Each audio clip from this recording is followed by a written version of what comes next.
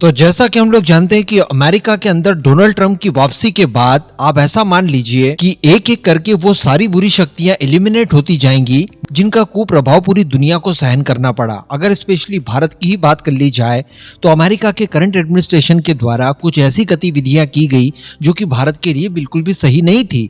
न केवल भारत के बिजनेस टाइकून्स को नीचे गिराने की कोशिशें की गई, उनके खिलाफ मनगढ़ंत और गलत आरोप लगाए गए, बल्कि इसके साथ साथ भारत की एस्टैब्लिशमेंट को भी तोड़ने की, नीचे गिराने की कोशिशें की गई। हम लोग बिल्कुल नहीं भुला सकते कि किस तरह से इन्होंने भारत के स्टॉक मार्केट, भारत की इकोनॉमी को बर्बाद कर देने के लिए बार बार अडानी ग्रुप के ऊपर आरोप लगाए। इसके साथ साथ हमारे एनएसए अजीत डोभाल साहब, वो अजीत डोभाल साहब जिन्होंने भारत के लिए इतना कुछ किया है जितना कुछ उनसे पहले केवल और केवल क्रांतिकारी ही करके गए हैं, उनके खिलाफ एक समन तक जारी करवाया गया। ये सारी कुछ चीजें पन्नू के मामले को लेकर उनकी तरफ से की गई थी। इसके अलावा निखिल गुप्ता हो, विकास यादव हो और इस तरह के जितने भी भारतीय हैं, इन सभी के खिलाफ जो साजिशें की गई, ये अमेरिका के करंट एडमिनिस्ट्रेशन के एफबीआई विंग के द्वारा की गई थी। अब एफबीआई को आप सभी लोग जानते होंगे, ये वहाँ की एक इंटेलिजेंस एजेंसी है। एग्जाम्पल के तौर पर इसे अगर आपको समझना है तो भारत के अंदर जो सीबीआई है, बिल्कुल उसी का अमेरिकन फॉर्म है ये। यहाँ पर इसके जो हेड हैं क्रिस्टोफर रे, इनके द्वारा एफबीआई को संचालित किया जाता है और जितने भी ब्लेंडर्स मैंने बताए जो कि इन्होंने भारत के खिलाफ किए, ये सारे इन्हीं के नेतृत्व में किए गए हैं। अब दोस्तों, ये वही व्यक्ति है जिन्होंने डोनाल्ड ट्रंप के खिलाफ भी बहुत साजिशें की।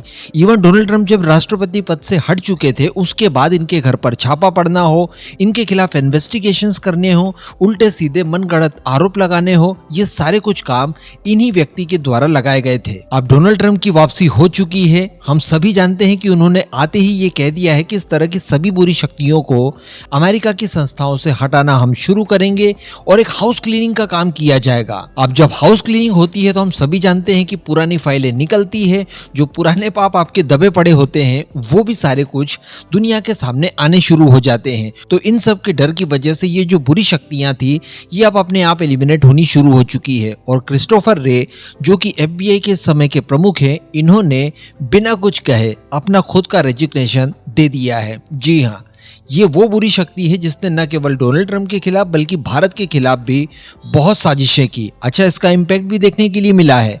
जैसे ही क्रिस्टोफर रे का रेजिग्नेशन सामने आता है, उसके तत्काल बाद अडानी ग्रुप की अलग अलग कंपनियों के शेयर्स बढ़ने शुरू हो जाते हैं। किसी के 4.5% बढ़े, किसी के 2.5% बढ़े, किसी के 5% बढ़े। तो इस तरह से एक बूम देखने के लिए मिला है अडानी ग्रुप के शेयर्स को लेकर, क्योंकि रिसेंटली अडानी ग्रुप के ऊपर जो भी कार्रवाई की जानी थी या की गई है, वो सभी इन्हीं की देखरेख में की गई है। अब ये तो चूंकि अपना रेजिग्नेशन दे चुके हैं, अब 20 तारीख के बाद में नई सरकार का गठन होगा और नई सरकार में एफबीआई के प्रमुख होंगे भारतीय मूल के कश्यप पटेल, या फिर जिन्हें काश पटेल के नाम से जाना जाता है। वैसे इनकी नियुक्ति के लिए अभी कुछ और समय हमें वेट करना होगा। कारण यह है कि ट्रंप की तरफ से तो घोषित कर दिया गया है, लेकिन अंतिम निर्णय जो होगा वो अमेरिकन कांग्रेस की रजामंदी के बाद ही होगा। वो अगर इनका सिलेक्शन करते हैं तभी ये एफबीआई के प्रमुख बन पाएंगे। लेकिन पूरे चांसेस है 99.99% कि इनका सिलेक्शन हो जाएगा और ये एफबीआई के प्रमुख बन जाएंगे।